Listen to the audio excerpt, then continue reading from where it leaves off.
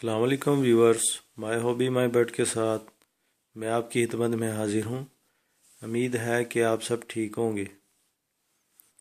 आज मैं आपके साथ शेयर कर रहा हूँ कुछ बर्ड के हैचिंग डेज, टेम्परेचर और ह्यूमिडिटी लेवल।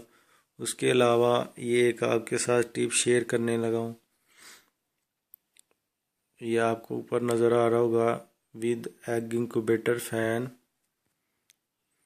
तो इसका टेम्परेचर जो है 98 टू 99.5 फ़ारेनहाइट है और विदाउट फैन टेम्परेचर जो है एग इंक्यूबेटर का वो 100 टू 102 फ़ारेनहाइट है।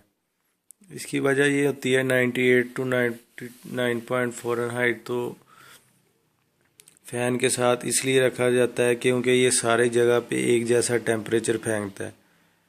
लेकिन जो फ़ैन के बगैर एग इंक्यूबेटर होता है उसके अंदर कहीं टेम्परेचर कम होता है, कहीं ज़्यादा होता है।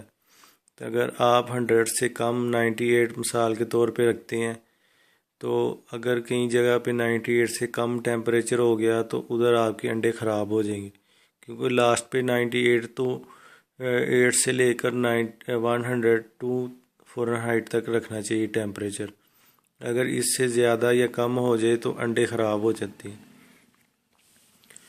उसके अलावा मैं आपके साथ कुछ बढ़ के शेयर करूँगा पिक्चर वगैरह, आप उधर से देख के सारी डिटेल ऊपर लिखी हुई है तो देख लें।